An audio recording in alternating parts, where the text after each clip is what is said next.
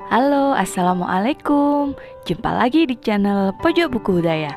Kali ini Pojok Buku Hudaya akan mereview buku yang berjudul Bermain ke Rumah Rasulullah, terbitan dari Surau Kecil. Bagaimana ya isinya? Kita lihat yuk. Nah, buku ini tipe buku interaktif ya. Bisa ditarik dan dimasukkan. Nah, kamu sedang melihat peta Jazirah Arab, sebuah daratan yang sangat luas yang terdiri dari negara Arab Saudi, Kuwait, Yaman, Oman, Uni Emirat Arab, Qatar, dan Bahrain. Mekah sendiri adalah sebuah provinsi di negara Arab Saudi dengan luas 164.000 km persegi. Itu sama dengan luas provinsi Kalimantan Tengah digabung dengan provinsi Banten. Luas sekali kan? Nah, guru akan mengajak kalian berjalan-jalan ke Jazirah Arab. Nah, di sini anak-anak bisa dijelaskan tentang daerah-daerah di Jazirah Arab.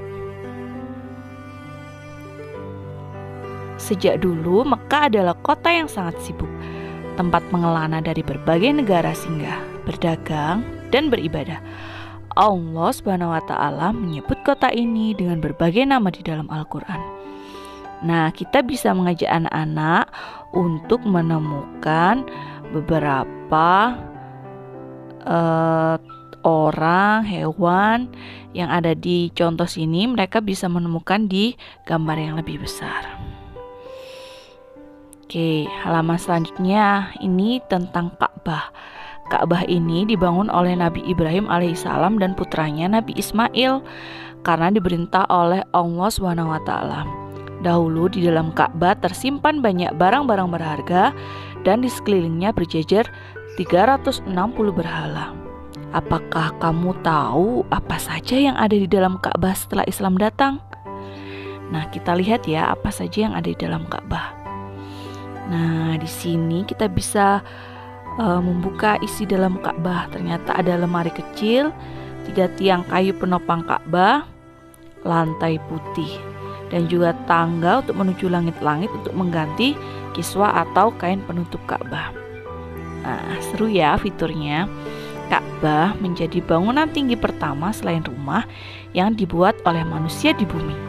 Sebelum diangkat menjadi nabi, Rasulullah SAW ikut merenovasi Ka'bah yang rusak akibat banjir besar. Nah, ini adalah kunci Ka'bah.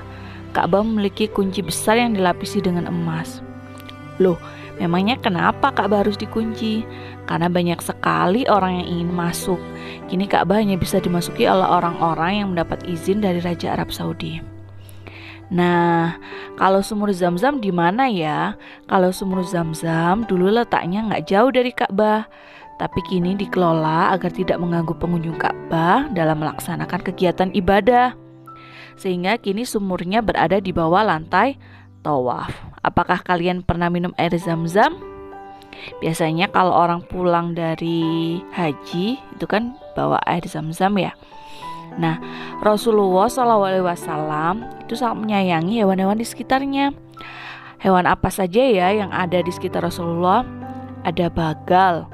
Nah, kita bisa buka fiturnya. Ternyata bagal itu campuran antara kuda betina dan keledai jantan. Kemudian ada kuda.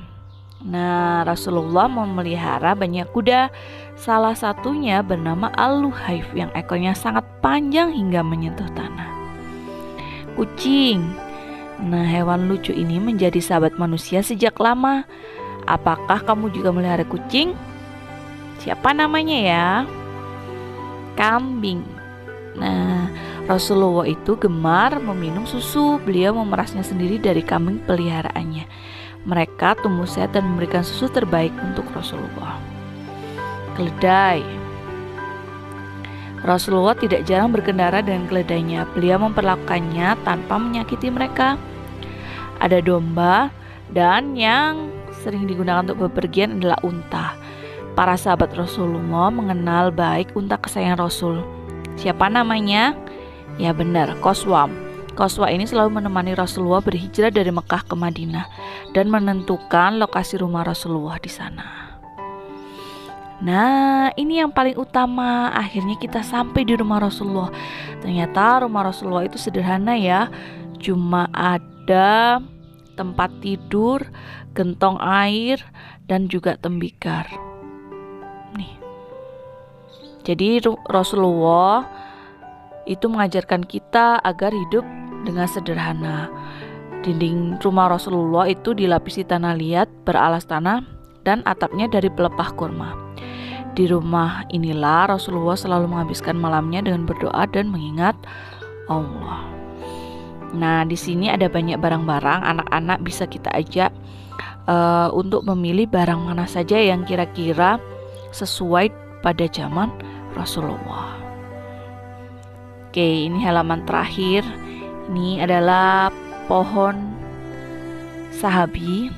Nah, tahukah kamu masih ada sahabat Rasulullah yang masih hidup sampai sekarang? Ya, namanya pohon sahabi. Rasulullah pernah beristirahat di bawah pohon ini ketika menemani pamannya Abu Thalib berdagang ke Suriah. Allahumma sholli ala Muhammad wa ala alihi wa sahbihi wa salim. Allahu a'lam bishawab. Ya Allah, berikan rahmat beserta keselamatan kepada Nabi Muhammad dan keluarganya serta para sahabatnya. Hanya Allah yang lebih mengetahui kebenaran yang sesungguhnya. Wah, seru sekali ya bukunya. Nah, kalau buku ini memang cocok untuk anak yang usia lebih besar ya.